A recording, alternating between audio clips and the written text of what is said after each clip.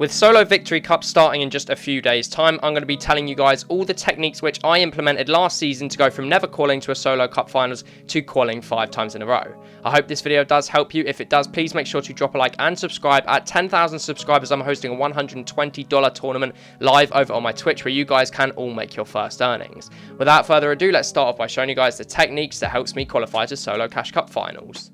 Okay, so let's start off by talking about what actually is a Solo Victory Cup and what does it entail. There are two different rounds. You have the open round, which is available to anyone in the gold rank or above. In the open round, you get a 2-hour time frame where you can play up to 7 games. And obviously you need to use them 7 games to qualify, get enough points to qualify to finals. If you make it to the finals, which is equivalent to the second round, it's 3 games in a 1-hour time frame where each game that you win is worth $300. So therefore, if you win all 3 games, you can win up to $300. Now, in order to qualify to the finals in each different region, the amount of people that qualify through varies. For example, on Europe, you get the most people qualifying through because it is the biggest region, with the top 11,500 players qualifying through.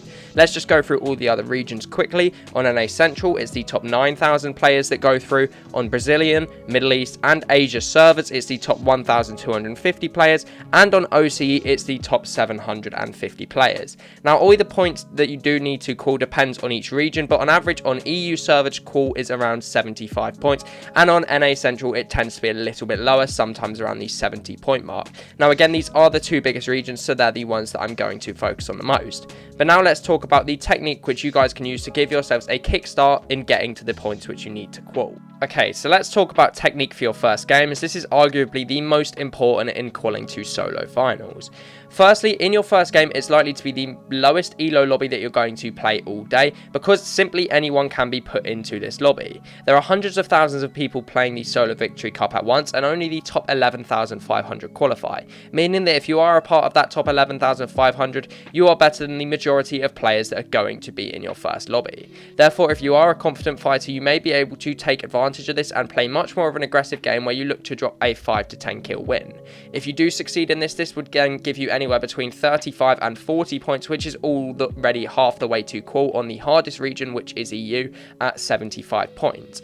Now, like me, if you're not that confident in fighting or know that you can take on some players but other players might be better for you, this is my strategy which I've been using. I start the tournament around 10 minutes late with around 1 hour 50 minutes remaining, because this puts you in lobbies with players that died off spawn, so therefore they're more likely to be of a lower elo. From there, you could take advantage of these players on the dead side of the map and look to take fights on the dead side of the map. The reason why I say only take fights on dead side is because of all the third-party mechanics in the game at the moment, such as the lightning bolts and the wings of Icarus. You want to make sure that you guys are as far out of the way as possible so you can have a fair one-on-one without being third-party, as third-partying is a reason lots of people die in these solo games. Now, what you want to do if you're doing this strategy is try to look for a 4 to 5 kill win. Again, that means that you can pick easy kills up in the mid-game. You only need to look for 1 or 2 so long as you make it off spawn, and then after that, the rest of your kills can come endgame. My strategy for endgame is always to take height, as taking height allows you to look over at everyone in the lobby, and again you can spray down and apply pressure and often pick up a few more elims where you then look to win the game with 4 or 5 kills. Again, like I mentioned earlier, if you're able to do this, you then have 35 points from your first game, which is already nearly halfway to qualifying. So now let's talk about what you're going to do after you get that insanely good first game. So once you've had that great game, you have an hour and a half left of the Solo Victory Cup. Now, you only need around another 40 or 35 points in order to qualify. But how do you go about getting these points? Well, now you're going to be in higher elo lobbies, meaning the average player you're going to fight is going to be way better. So I highly advise against W King. The reason why is because you're most likely to die, and if you die, you're just going to step back your progress that you made in that first game.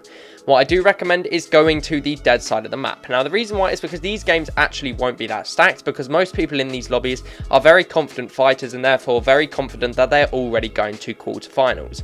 As a result, all you have to do is outlive around about 70 players in the lobby and just go for around about a top 25 every single game. And if you continue to mill along doing this for the next hour or so, it should get you enough points to qualify. Nothing special has to be done. You might pick up a few kills here or there, but you simply rotate to the dead side of zone and make sure you're getting to endgame every single game. Now also just a quick note that with around about half an hour left of the Solo Victory Cup, the game's lobbies tend to die out a lot faster. This is because many people may be behind on points and therefore need to W key to pick up some elimination points in order to catch up and reach their goal of qualifying. Now remember what I said earlier, that if you get 75 points, no matter what region you're on, you are pretty much guaranteed to qual, except from Europe where it could go up to 77, 78. But all this means that you need to do is take advantage of the fact that these lobbies are going to be very dead with people W keying, and then from there all you have to do is rotate round to the dead side and continue to camp out. Literally the games will die out so fast, so it's pretty easy. All you have to do is stay out of the W keyer's way and you'll get enough points to qual from two Solo Victory Cup finals.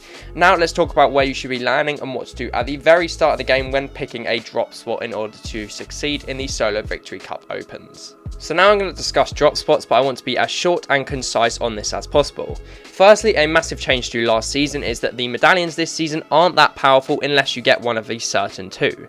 Hades obviously has the Siphon medallion, which is very OP, or you can go for the medallion at Grimgate. Now Grimgate and the Underworld are right next to each other, so if you can get both of these medallions or just a single one of medallions in opens, it's going to greatly increase your chances of doing well in that lobby, whether it be making it to endgame with the medallion from Grimgate or popping off with the Siphon medallion from Hades at the Underworld.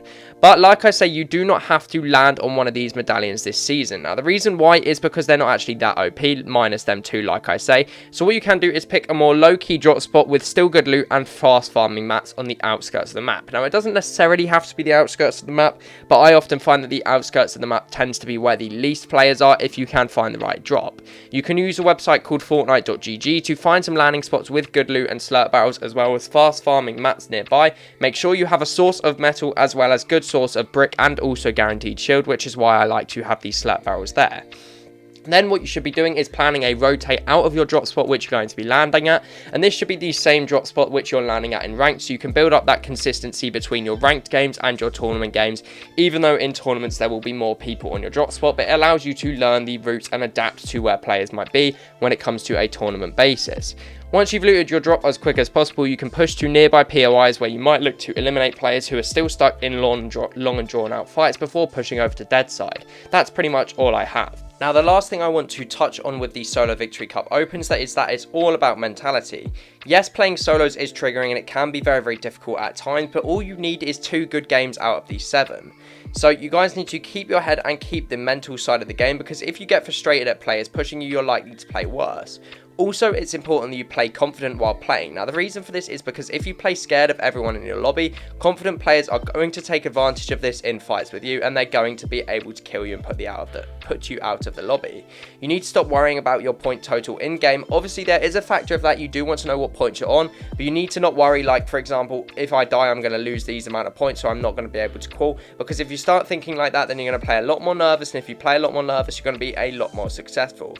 You have to play in order to succeed, and you have to play with the mindset that you are the best player in that lobby and that you are going to be successful in making it to endgame and popping off. Just a little tip, but make sure your mindset's always in the right place, especially if you're looking to push people and make that extra jump to qualify to finals. That's all from me. I really hope you guys have enjoyed watching this video. I'm going to be streaming the Solo Victory Cup this Sunday on my Twitch, twitch.tv/Manzanosis, so make sure to head over there and drop a follow so you guys can join up and check it out. Thanks for watching. Make sure you've liked and subscribed. Peace out from me.